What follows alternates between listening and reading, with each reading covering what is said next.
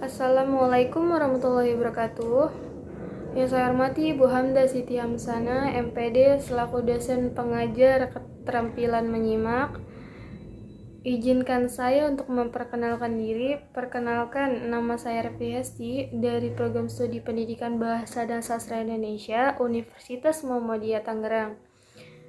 Di sini saya akan mempresentasikan tentang beberapa materi tentang yang pertama, hakikat dan tujuan menyimak. Yang kedua, menyimak komprehensif. Yang ketiga, unsur-unsur kegiatan dalam menyimak. Yang keempat, menyimak ekstensif. Yang kelima, jenis-jenis menyimak ekstensif.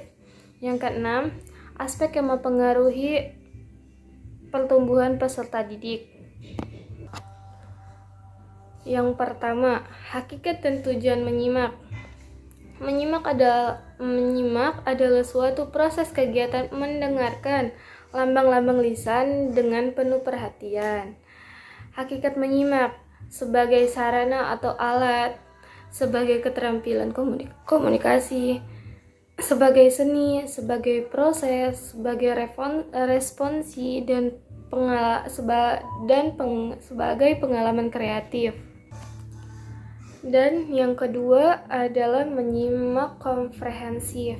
Di sini saya mungkin ada beberapa tentang materi tentang menyimak komprehensif, tetapi di sini saya akan menjelaskan dua tentang materi menyimak komprehensif. Yang pertama, proses menyimak. Proses menyimak itu adalah kita dapat menyimak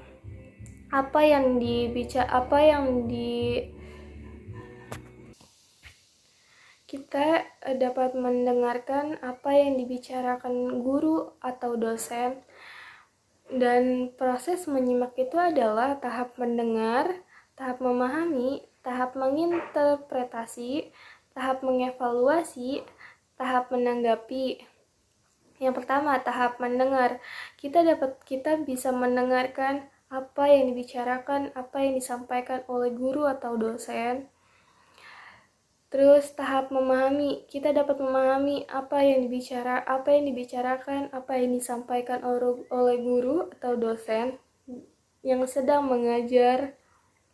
Tahap menginterpretasi, terus tahap mengevaluasi. Tahap mengevaluasi adalah tahap kita dapat mengetahui apa sih yang disampaikan atau dibicarakan pada saat pembelajaran yang disampaikan oleh guru atau dosen. Tahap menanggapi, kita dapat menanggapi apa yang dibicarakan oleh dosen atau guru yang sedang mengajar di kelas kita. Yang kedua, ada fungsi menyimak. Fungsi menyimak adalah memperoleh informasi yang berkaitan dengan profesi, membuat hubungan antar pribadi lebih efektif, mengumpulkan data agar dapat membuat keputusan yang masuk akal. Dan yang ketiga, ada unsur-unsur dalam kegiatan menyimak. Unsur-unsur dalam kegiatan menyimak itu adalah pembicara. Pembicara ialah orang yang menyampaikan pesan berupa informasi yang dibutuhkan oleh penyimak. Terus yang kedua, bahasa lisan digunakan sopan, mudah dimengerti, tidak mengandung sara atau toksik. Yang keempat, ada menyimak ekstensif. Menyimak ekstensif adalah sejenis kegiatan mengenai hal-hal yang lebih umum dan lebih bebas terhadap satu tujuan dan tidak perlu di bawah bimbingan langsung dari seorang guru. Menyimak ekstensif terbagi menjadi beberapa bagian. Yang pertama, menyimak sosial atau menyimak konversional ataupun menyimak sopan biasanya berlangsung pada situasi sosial, tempat orang-orang mengobrol atau bercengkrama mengenai hal-hal yang menarik perhatian semua orang yang hadir. Yang kedua, ada menyimak sekunder adalah sejenis kegiatan menyimak secara kebetulan dan secara ekstensif. Yang ketiga, menyimak estetik. Menyimak estetik atau yang disebut menyimak apresiatif adalah fase terakhir dan kegiatan termasuk ke dalam menyimak secara kebetulan dan menyimak secara ekstensif. Yang terakhir, yang keempat, ada menyimak pasif. Adalah penyerapan suatu ajaran tanpa upaya yang sadar yang biasanya menandai upaya-upaya kita pada saat belajar dan kurang teliti, tergesa-gesa, menghafal luar kepala, berlatih santai, serta menguasai bahasa yang dimaksud. Terus yang selanjutnya ada jenis-jenis menyimak ekstensif. Jenis menyimak ekstensif terbagi menjadi 6 bagian, yaitu menyimak kritis, menyimak interogatif, menyimak eksploratif, menyimak kreatif, menyimak konsentratif, menyimak selektif. Yang pertama, menyimak kritis. Menyimak kritis ialah kegiatan menyimak yang dilakukan dengan sungguh-sungguh untuk memberikan penilaian secara objektif, menentukan keaslian, kebenaran, dan kelebihan serta kekurangannya. Hal-hal yang perlu diperhatikan dalam menyimak kritis adalah mengamati tepat tidak ujaran pembaca. Kedua, mencari jawaban atas pertanyaan mengapa menyimak. Terus menyimak dapatkan menyimak mengambil simpulan dari hasil menyimak. Dapatkan menyimak menafsir makna idiom, ungkapan, dan majas kegiatan menyimak. Terus yang kedua ada menyimak interogatif.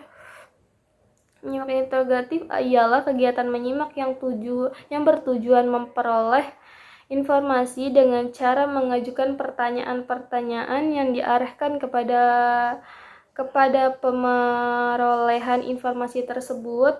Kegiatan menyimak interogatif bertujuan untuk yang pertama mendapatkan fakta-fakta dari pembicara, yang kedua mendapatkan gagasan baru yang dikembangkan menjadi sebuah wacana yang menarik.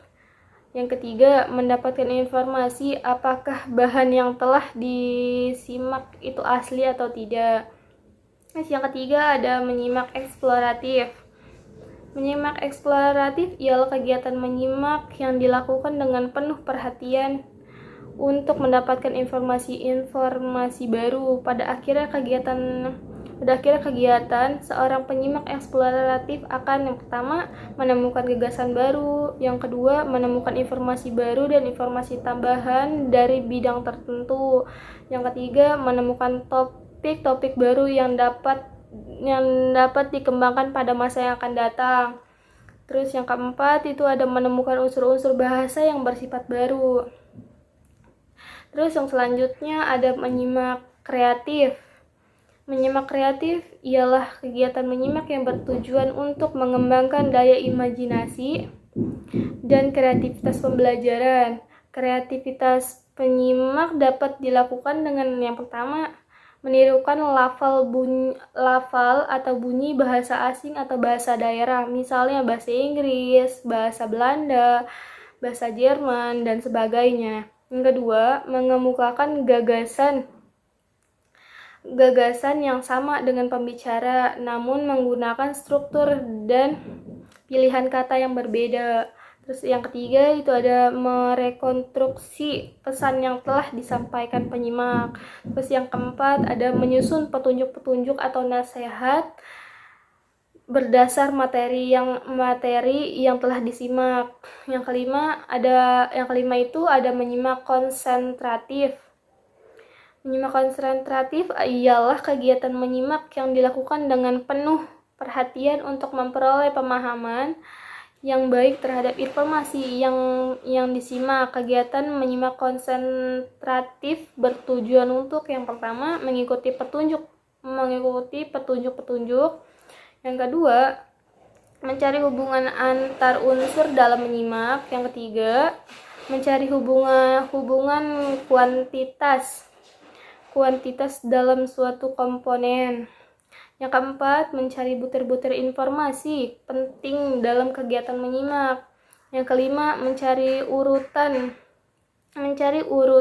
penyajian bahan menyimak. Dan yang terakhir itu mencari gagasan utama dari bahan yang telah disimak. Terus ada ini yang selanjutnya ada menyimak selektif.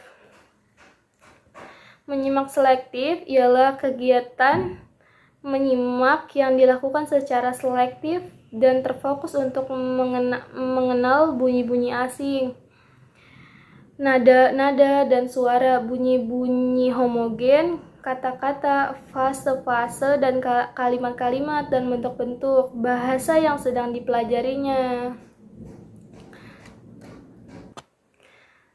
Dan materi yang terakhir itu adalah aspek yang mempengaruhi pertumbuhan peserta didik. Itu terbagi menjadi beberapa bagian. Yang pertama pertumbuhan fisik, yang kedua perkembangan intelektual, yang ketiga emosi, yang keempat sosial, yang kelima bahasa, yang keenam bakat khusus, yang ketujuh sikap, nilai, dan moral. Sekian dari saya. Jika ada kata-kata yang salah mohon dimaafkan. Wassalamualaikum warahmatullahi wabarakatuh.